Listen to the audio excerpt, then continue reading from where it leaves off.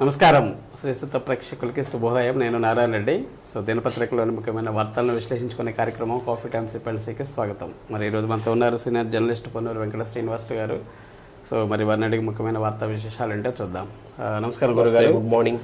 Very good morning and welcome to coffee time. Main పేపర్లో వార్తలు. Sure. So ముందుగా సాక్షిలో చూద్దాం సార్. సరే, ధర్మాన్ని గెలిపించండి, విశ్వసనీయత మోసం రెండింట్లో మీరు దేని వైపు ఆలోచించండి. పూతలపట్టు సభలో ప్రజలకు సీఎం జగన్ పిలుపు. ఇక సీఎం జగన్ లేఖపై ఏం చేశారు, విశాఖ ఉక్కుపై కేంద్రాన్ని ప్రశ్నించిన హైకోర్టు. బాబు కుట్రలతో పండుటాకులు విలవిల, పింఛన్ కోసం సచివాలయాలకు వెళ్ళొస్తూ ఒక్కరోజు 20 మంది మృత్యువాత స్టార్ట్ చేశారు. సచివాలయానికి వాళ్ళ ఇళ్ళకి ఎంత దూరం? 2 రోజులుంటే ఇంటికి తీసుకెళ్లి ఇస్తారు. ఈ లోపే ఎందుకు అంత తొందర? అవును. దీన్ని రాజకీయం చేసుకోవటం. దిగ్విజయంగా పింఛన్ల పంపిణీ, చంద్రబాబు అండ్ కో కుట్రలను అధిగమించి పింఛన్ల పంపిణీ చేస్తున్న ప్రభుత్వం. మరి 20 మంది ఎందుకు చనిపోయారో తెలియదు. ఇక పచ్చనోట్ల పంపిణీ కేంద్రాలు, బాబు బృందం వ్యాపార సంస్థలతో డంపింగ్ స్థావరాలు, మార్గదర్శి కేంద్రంగా అక్రమ నిధుల పంపిణీ. ఇవి సార్ సాక్షిలో వచ్చిన వార్తలు. ఒకసారి ఆంధ్రజ్యోతిలో చూస్తే వైసీపీ ఐపీఎస్లు 22 మందిని పక్కకు తప్పించండి, ఆ అధికారులతో ఓటుకు చేటు, ఈసీకి బీజేపీ చీఫ్ పురంధేశ్వరి ఫిర్యాదు. మరో 22 మందిని తప్పించమని. ఆల్రెడీ 8 మందిని తీసేశారు కదా. నిన్న 6 ఐపీఎస్ 3 ఐఏఎస్ని తొలగించారు. ఇంకొక 22 మంది క్యూలో పెట్టారు. నీచం జగన్ అవాతాతలతో క్రూర పరిహాసం, ఓట్లే కావాలనుకుంటే శవాన్ని తీసుకెళ్ళు అనే ఒక వార్త. ఇక అప్పుడు బాబాయిని ఇప్పుడు వృద్ధుల్ని చంపేసి డ్రామాలు ఆడదాం అనుకుంటున్నాడు, పింఛన్ల పంపిణీపై శవ రాజకీయం అని చెప్పేసి నిన్న చంద్రబాబు ఫైర్ అయ్యాడు. ఇక తంటాలు పడి తరలించిన టాటా, జగన్ రాకముందే కొందరు వచ్చాక కొందరు. ఓకే, నిన్న హైదరాబాద్లో సార్ మరి ఒక కెమికల్ ఫ్యాక్టరీలో పేలుడు జరిగి రియాక్టర్లు బద్దలై శరీరాలు సిద్ధమై తెలంగాణ ఆర్గానిక్స్ పరిశ్రమలో భారీ పేలుడు, పరిశ్రమ డైరెక్టర్ సహా 5 దుర్మరణం. సో మరో 4 మృతి చెంది ఉంటారని అనుమానం, మొత్తం 20 మంది గాయాలు. చాలా. ఇక టీడీపీ తరఫున రఘురామ పోటీ, రేపు పాలకొల్లులో బాబు సమక్షంలో పార్టీలోకి అంట. నర్సాపురం ఎంపీ అభ్యర్థిగా మార్చేందుకు బీజేపీ నో, దీంతో ఉండి నుంచి అసెంబ్లీకి పోటీ చేసే అవకాశం ఉందంట. సో ఎట్లయితే రాజకీయాల్లోనే ఉంటున్నాడు. మళ్ళీ చివరికి ఈనాలో చూస్తే పండుటాకులపై పగ, పింఛన్ల కోసం బలవంతంగా సచివాలయాలకు రప్పిస్తున్న యంత్రాంగం, మండుటెండల్లో అభాగ్యుల ఆపసోపాలు, సర్కారు కర్కశ నిర్ణయాలు, ఆపై విపక్షాలపై అపనిందలు. వాలంటీర్లు లేని రాష్ట్రాల్లోనూ పింఛన్లు పంపిణీ చేస్తున్నారు. ఈ ప్రక్రియ నుంచి వాలంటీర్లను తొలగించడంలో జోక్యం చేసుకోలేము, పెన్షన్ల పంపిణీకి కేంద్రం ఎన్నికల సంఘం తీసుకున్న చర్యలు సంతృప్తికరమని చెప్పేసి హైకోర్టు నిన్న స్పష్టీకరణ చేసిందంట. ఇక సాక్షాత్తు సీఎం దుష్ప్రచారం, ఈసీపై విపక్షాలు ఒత్తిడి తెచ్చి వాలంటీర్ వ్యవస్థను దూరం చేశారని ఆరోపణ. ఇక కరెంట్లోనూ కొట్లాట, 7,830 కోట్లు దోచిపెట్టారా జగన్ నాటకం. ఇవే సరే పింఛన్ల గురించి తర్వాత. ఇప్పుడు మీరు అసలు పలాని పేపర్లో పలాని వార్త వచ్చిందని చెప్పాల్సిన పల్లె, పలాని పేపర్ అని చెప్పాల్సిన పల్లె, వార్త చదివితే పేపర్లో వచ్చిందో మనం తెలుసుకోవచ్చు. అలా అయిపోయింది ఇప్పుడు పేపర్ల పరిస్థితి కూడా. వాస్తవాన్ని ప్రజలకి తెలియజెప్పాల్సినటువంటి మీడియా అనేది అసలు ఏది వాస్తవం ఏది అవాస్తవం అనేది ప్రజలకి తెలియజెప్పాల్సినటువంటి మీడియా. అంటే 4 పిల్లర్స్ మీద ప్రజాస్వామ్య వ్యవస్థ నిలబడేటప్పుడు ఈ మీడియాకి ఒక ప్రధానమైనటువంటి బాధ్యత ఉంది. ఈ బాధ్యతని విస్మరించినట్లు ఇప్పుడు మనకి పేపర్లు కూడా తెలుస్తుంది. ఇప్పుడు పబ్లిక్కి ఏది వాస్తవం ఏది అవాస్తవం అనేది తెలియాలంటే తెలుసుకోలేనటువంటి, ఒక పేపర్లో చూస్తే ఒక రకంగా ఉంటుంది కథను,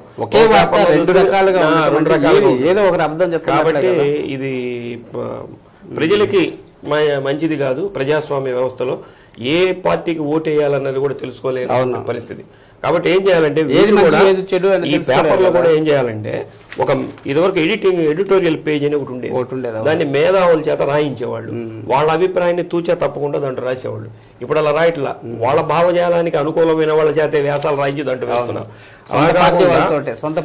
ఇప్పుడు పెన్షన్ పంపిణీ మీద ఒక సమగ్రమైనటువంటి వ్యాసం ఒక మేధావి చేత రాయించి వేశారనుకోండి, దానికి మనకు అర్థమవుతుంది. అనుకూలమైనటువంటి మీడియా ఒక రకంగా చెబుతుంది, ప్రతికూలమైనటువంటి మీడియా ఒక రకంగా చెబుతుంది.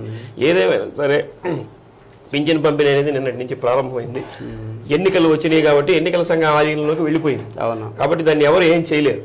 కాబట్టి హైకోర్టు కూడా ఆదేశాలు జారీ చేసింది. కాబట్టి వీళ్ళకి పెన్షన్ నిన్నటి నుంచి ప్రారంభించారు. కాబట్టి ఎవరు వృద్ధులు వాళ్ళు కూడా ఎవరు అక్కడ దాకా రావాల్సినటువంటి పని లేదు.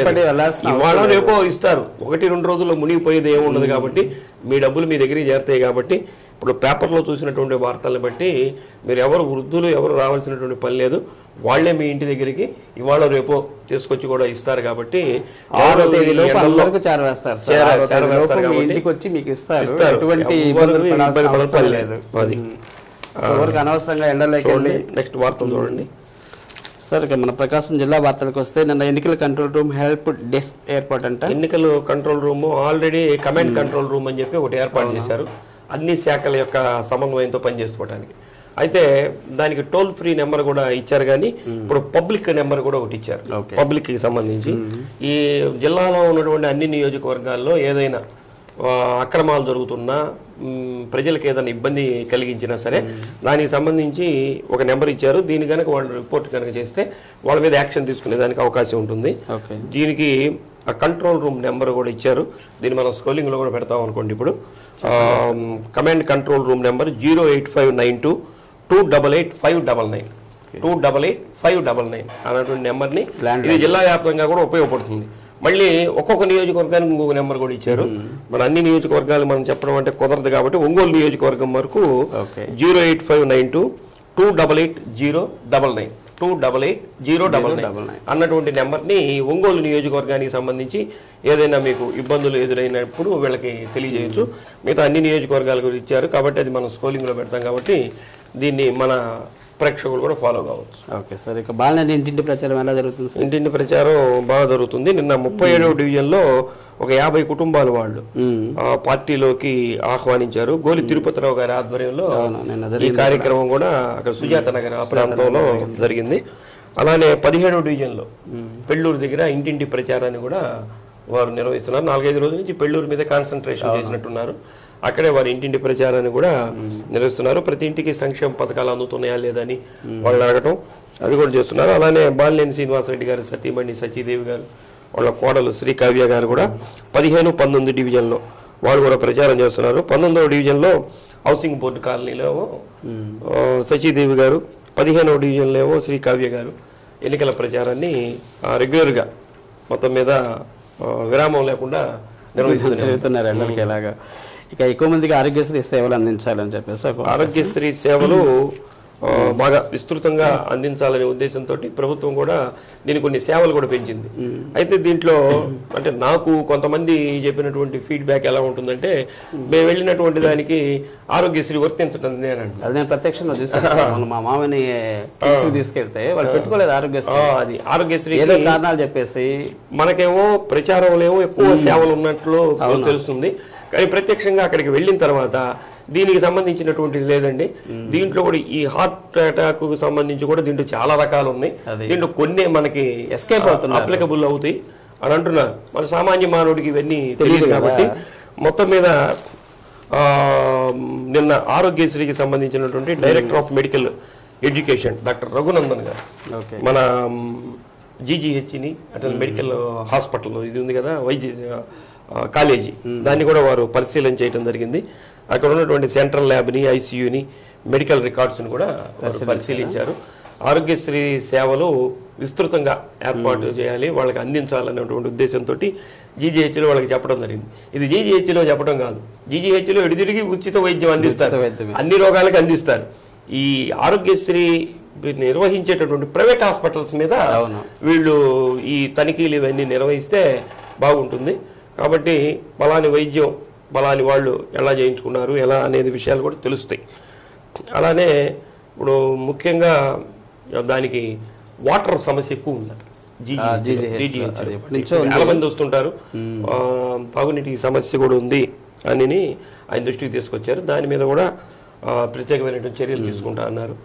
అలానే ఒక్కొక్క విభాగానికి సంబంధించి వాళ్ళకి ఎక్విప్మెంట్స్ ఇవన్నీ మెడికల్ కాలేజ్ ఉంది కాబట్టి దానికి కావాల్సినవన్నీ కూడా వాళ్ళు ఒక నివేదన ఇవ్వటం జరిగింది. నివేదిక దాని ప్రకారం ఏర్పాటు చేస్తారని వాళ్ళు చెప్పారు. మొత్తం మీద ఆరోగ్యశ్రీ సేవలు జిల్లాలో విస్తృతంగా చేయాలని చెప్పి రఘునందన్ గారు ఆదేశాలు అయితే జారీ చేయడం జరిగింది. డబ్బులు ఇస్తుంటే వాళ్ళు చేస్తారు. ఇక ప్రలోభాలకు లొంగకుండా ఓటు వేయండి. ఎక్కడ నిన్న కలెక్టర్ గారే స్వీప్ అని ఒక కార్యక్రమం పెట్టారు కదా. అంటే ఓటు హక్కు మీద ప్రత్యేకమైనటువంటి కార్యక్రమం, అవగాహన కార్యక్రమం. అయితే నిన్న కలెక్టర్ గారే ప్రత్యేకంగా పాల్గొన్నారు. అయితే ఇక్కడే కాదు, ఇది మన పశ్చిమ ప్రాంతంలో శ్రీశైలం అడవుల్లో ఉన్న పిల్లుట్ల అన్నటువంటి గిరిజన ప్రాంతం. ఆ గిరిజన ప్రాంతంలో కూడా వాళ్ళకి ముఖ్యంగా వాళ్ళకి అవగాహన అవసరం. ఎందుకంటే ఇప్పుడు రేపు ఆ బటన్ నొక్కి వేయాలంటే వాళ్ళకి తెలియనటువంటి పరిస్థితి. కాబట్టి ప్రలోభాలకు కూడా లొంగేదానికి ఇదే దానికి అవకాశం ఉంటుంది. కాబట్టి అక్కడ వాళ్ళకి వెళ్ళి ఈ ఈవీఎంల మీద ఎలా ఓటు వేయాలి, ప్రలోభాలకు లొంగకుండా ఎలా ఉండాలి అనే దాని మీద కలెక్టర్ గారే ప్రత్యేకంగా ఒక అవగాహన సదస్సును కూడా వాళ్ళకి నిర్వహించారు.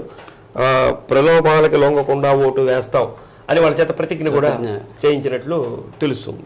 అయితే అక్కడ స్కూల్స్ అవి ఉంటాయి కదా, ఆ స్కూల్స్ నిర్వహణ మీద కొంత అసంతృప్తిని వ్యక్తం చేశారు అక్కడ. కాబట్టి అక్కడ ఉన్నటువంటి ఉపాధ్యాయుల మీద కూడా ఆగ్రహం వ్యక్తం చేశారట. నిర్వహణ బాగలేదు, పద్ధతి మార్చుకోండి అని చెప్పి వాళ్ళకు కూడా హెచ్చరికలు జారీ చేసినట్టు తెలుస్తుంది. కాబట్టి ప్రతి ఒక్కళ్ళు కూడా ఓటు హక్కుని సక్రమంగా వినియోగించుకోవాలని చెప్పి స్వీప్ అన్నటువంటి దాని ద్వారా మంచి కార్యక్రమం అయితే నిర్వహిస్తున్నారు. ప్రజల్లో దీని మీద ఒక అవగాహన వచ్చి ఓటు హక్కుని అందరూ వినియోగించుకుంటే మంచిది. పోటీ చేసే వాళ్ళతో ప్రతిజ్ఞ చేయించాలి సార్, ఎటువంటి ప్రలోభాలకు లొంగదు. అది వాళ్ళు నామినేషన్ ఇచ్చేటప్పుడే ఉంటుంది, అది ఓత్ అనేది ఉంటుంది, దాంట్లో ఉంటుంది, నామినేషన్లో ఉంటుంది. ఇక ఆర్యవైశ్యులకు అండగా బాగానే సార్. నిన్న టీడీపీకి సంబంధించినటువంటి ఆర్యవైశ్యులు ఉంటారు కదా, వాళ్ళు ఒక సమావేశాన్ని ఏర్పాటు చేయడం జరిగింది. అది బాలినేని శ్రీనివాసరెడ్డి గారి మీద కొద్ది వ్యాఖ్యలు అవన్నీ చేయడం, దానికి సంబంధించి మళ్ళీ వైసీపీకి సంబంధించిన ఆర్యవైశ్యులు నిన్న వాళ్ళు ప్రెస్ మీట్ పెట్టి ఆ వ్యాఖ్యలన్నింటినీ కూడా ఖండించారు. బాలినేని శ్రీనివాసరెడ్డి గారి ఆధ్వర్యంలో ఆర్యవైశ్యులకు ఆరామ క్షేత్రం నిర్మించారని, రోసీ గారి విగ్రహాన్ని ఇక్కడ ఏర్పాటు చేసింది కూడా బాలినేని శ్రీనివాసరెడ్డి గారని. ఈ మధ్యకాలంలో పోయిన సంవత్సరం అనుకుంటా కాంప్లెక్స్లో ఒక షాపు ఫైర్ యాక్సిడెంట్ అయింది. వాళ్ళకి సంబంధించి దానికి ఏదో ఇన్సూరెన్స్ కూడా లేదు కావాలి. ఓ 10 లక్షల రూపాయలు బాలినేని శ్రీనివాసరెడ్డి గారే అతనికి ఆర్థిక సహకారం కూడా అందించాడు.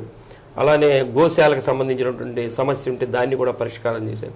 ఇవన్నీ ఆర్యవైశ్యులకి అండగా బాలినేని శ్రీనివాసరెడ్డి గారు నిలబడుతున్నారని చెప్పి వైఎస్ఆర్సీపీ ఆర్యవైశ్య సంఘం నాయకులు ఎవరైతే ఉంటారో వాళ్ళందరూ నిన్న ప్రెస్ మీట్ పెట్టి ఖండన చేయడం జరిగింది. సార్, మొత్తంలో మహిళా వసతి గృహంలోకి యువకుడు ప్రవేశించాలంటే ఎక్కడ జరిగింది? అది ఒంగోలులోనే. రాజస్థాన్ యువకుడు అంటే పూర్తిగా మద్యం సాగించినట్టున్నాడు, సేవించినట్టున్నాడు. ఈ విచక్షణ కోల్పోయినటువంటిది ఇతను గ్రానైట్ కంపెనీలో పనిచేస్తాడట, దగ్గర పనిచేస్తాడట. అది మరి ఒంగోలుకి ఎందుకు వచ్చాడు సరే తెలియదు, కానీ ముందాగడానికి వచ్చి ఉంటాడు. మంగమూరు రోడ్లో మహిళా వసతి గృహం ఒకటి ఉంటే దాంట్లో దొరపడ్డాడట. దొరపడటంతో వెంటనే వాళ్ళు కేకలు వేస్తే చుట్టుపక్కల వాళ్ళు వచ్చి పట్టుకున్నారు. వెంటనే పోలీసులు కూడా పిలిపిస్తే ఆ పోలీసు వ్యాన్లు ఎక్కిస్తే అద్దాలు కూడా పగలగొట్టాడు. ఇక వెంటనే అదనపు ఫోర్స్ని తీసుకొచ్చి కంట్రోల్ చేయడం జరిగింది. అతన్ని అరెస్ట్ చేశారు మొత్తానికి. అయితే ఈ మద్యం వల్ల ఇలాంటివన్నీ వచ్చేది, భూమి బాగా ఎక్కినట్టు. మద్యం వల్లే ఈ క్రైమ్ రేటు పెరుగుతుంది కూడా మద్యం వల్లే.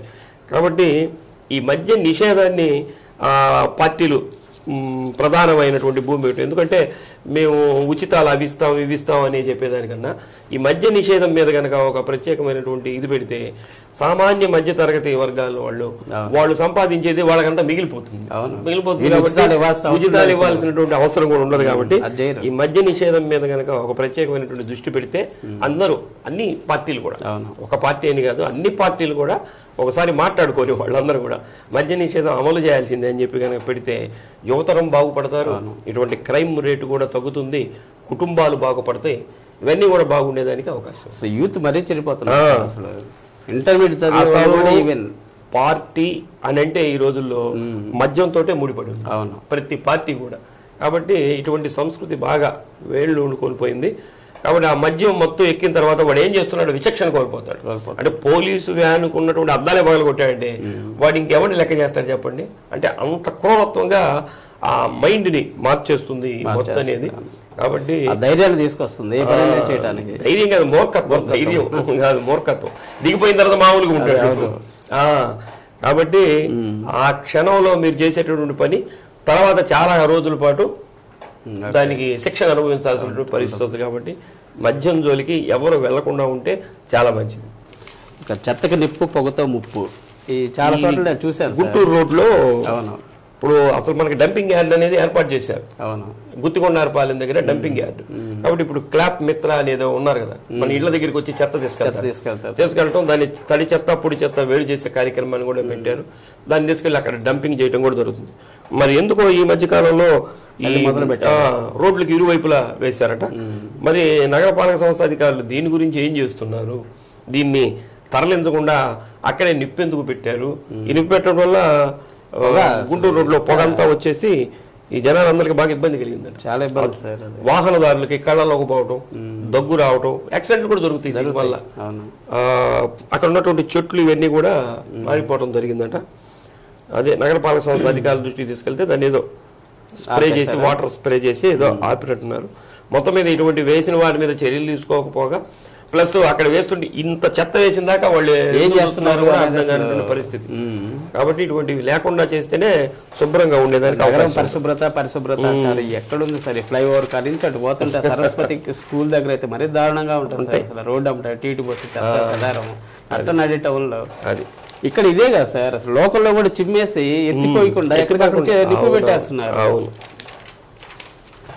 ఇక రాఘవరెడ్డిని కలిసిన జనసేన పార్టీ నాయకులు రాఘవరెడ్డి గారి కొండపి నియోజకవర్గానికి సంబంధించిన జనసేన పార్టీ నాయకులు. రాఘవరెడ్డి గారు అంటే మాగుంట శ్రీనివాసరెడ్డి గారు అబ్బాయి. అంటే నిన్నదాకా ఆయన ఎంపీ అభ్యర్థి అనుకున్నారు కదా. నిన్న వాళ్ళు అక్కడ కొండపి నియోజకవర్గంలో ఆత్మీయ సమావేశాన్ని ఏర్పాటు చేసుకుంటూ వీరిని ఆహ్వానించినట్లుగా కూడా తెలుస్తుంది. అంటే ఇప్పుడు జనసేన, టీడీపీ, బీజేపీ కూటమి ఉంది కాబట్టి మాగుంట శ్రీనివాసరెడ్డి గారు ఎంపీ అభ్యర్థిగా టీడీపీ తరఫున పోటీ చేస్తున్నారు కాబట్టి దాంట్లో భాగంగా వీరిని ఆహ్వానించినట్టున్నారు. వీరి ప్రముఖ నాయకుడు మాగుంట శ్రీనివాసరెడ్డి గారికి మంచి అనుచరుడుగా ఉన్నటువంటి అయినాబత్తిన ఘనశ్యామ్ గారి ఆధ్వర్యంలో వీళ్ళందరూ కూడా నిన్న కలిసినట్లు తెలుసు. రైట్. ఇక బ్రాహ్మణ సంఘం అధ్యక్షుడిగా ప్రసన్న కుమార్ శర్మ అంటే సార్ బ్రాహ్మణ మహాసంఘ్ అన్నటువంటిది అఖిల భారత బ్రాహ్మణ మహాసంఘ్ అనేటువంటి ఒక సంస్థ ఉందట. దీనికి జిల్లా అధ్యక్షుడిగా లంకా ప్రసన్న కుమార్ ఆయన నియమించినట్టు తెలుస్తుంది. కాబట్టి ఇక్కడ ఉన్నటువంటి అర్చక సంఘాలు వీళ్ళందరూ కూడా వారికి అభినందనలు తెలియజేసినట్లు కూడా తెలుస్తుంది. మన తను కూడా ఒక మీడియాని నడుపుతున్నాడు, మీడియాలో కూడా ఉన్నాడు కాబట్టి వారికి కూడా మనం అభినందనలు తెలియజేద్దాం. ఓకే సార్, తప్పకుండా సార్. ఇక చివరిగా రంజాన్ మాస ఉపవాసం వెళ్ళండి సార్. రంజాన్ మాస ఉపవాస వేళలు ఇవాళ ఇఫ్తార్ సాయంత్రం 6:28 దీక్ష విరమించేది. శుక్రవారం సహారి ఉదయం 4:42 రేపు దీక్షను స్వీకరించేటువంటి సమయం. ఏదైతే దగ్గరికి వచ్చేస్తుంది రంజాన్ బహుశా ఇదే ఆఖరి శుక్రవారం రంజాన్ మాస ఉపవాసంలో.